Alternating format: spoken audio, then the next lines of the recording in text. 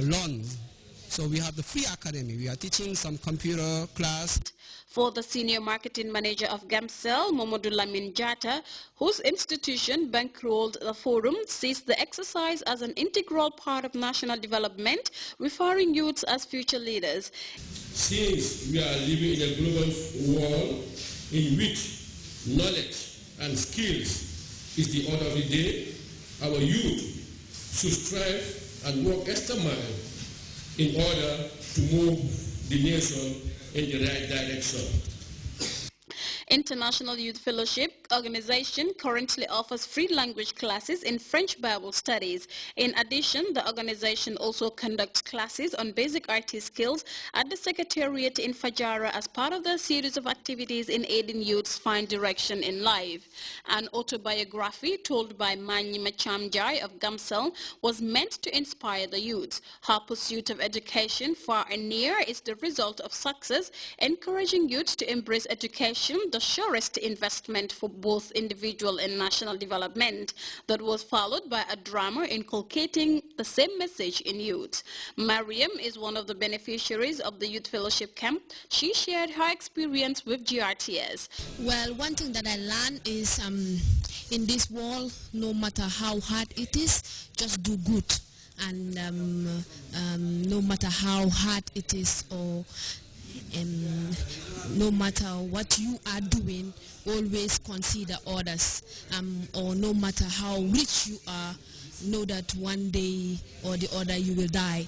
This is the first such activity to be staged in the Gambia by the International Youth Fellowship Organization.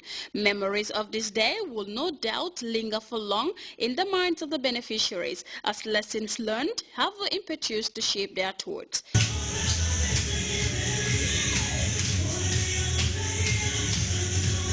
Reporting for GRTS News, I am Fatou Janembai. It all began with the use of a mobile clinic to help local communities deal with ailments that often provide nightmares for conventional medicine. But now the homeopaths in the Gambia, a UK charity, is in the process of completing the construction of the first home for natural treatment in the Gambia.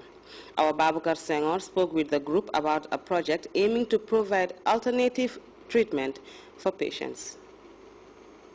Mission is to bring health and well-being through natural medicine, from homeopathic medicine.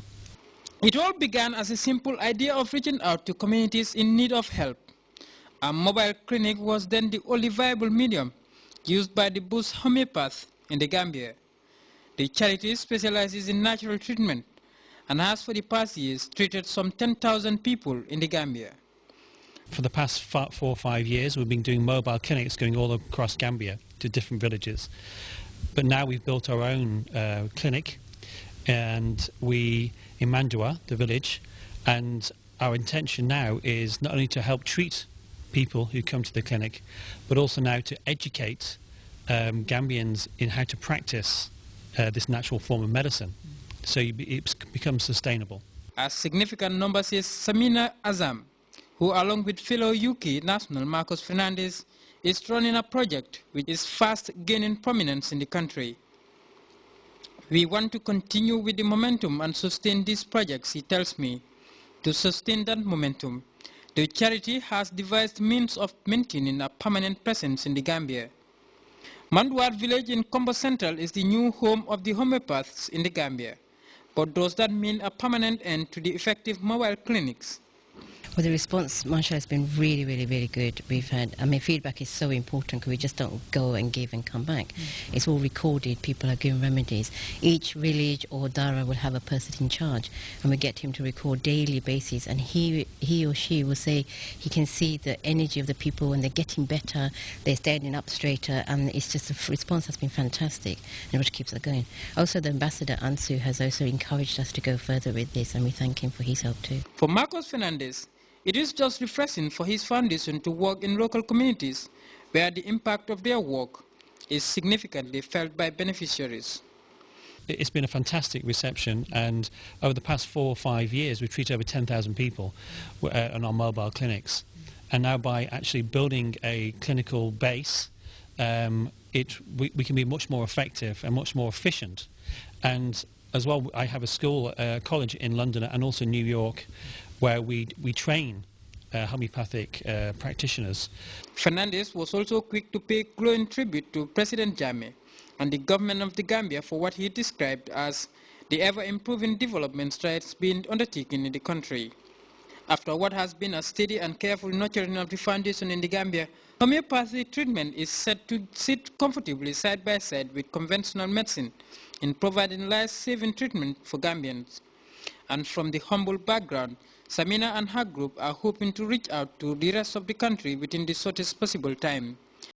Inshallah, the clinic will be completed in a few weeks' time, and this will again involve an opening with the ministers, etc. Inshallah. And what we plan to do is not just twice a year. We do twice a year, but it's be more continuous, more sustainable. People will be coming more often, frequently. People will be based long. We come for 1 week.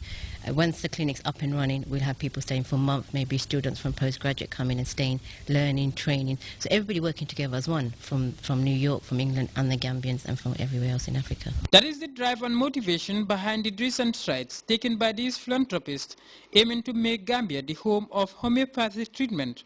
The seeds of this very ambitious project have been sown in the village of Manduar. For Grts News, this is Babukar Senghor. We will be back with news from outside the Gambia after this break.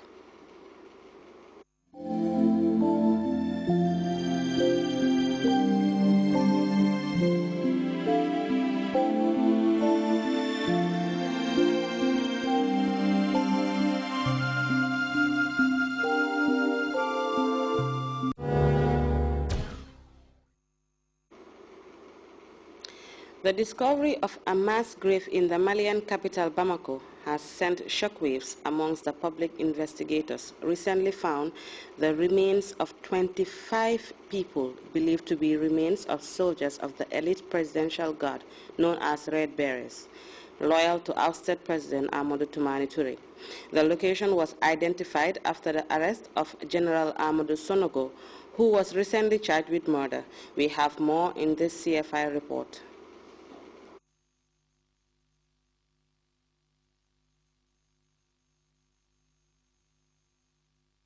2012. These Red Berets, as they were called, were loyal to ousted President Amadou Toumani Touré, who was forced out of office on March 22, 2012. They tried to carry out a counter-coup d'etat, which was violently put down by the junta in power at the time. The head of the junta was Captain Amadou Sanogo. Interrogations by police of Sanogo and 15 fellow junta members last week resulted in the mass grave being uncovered.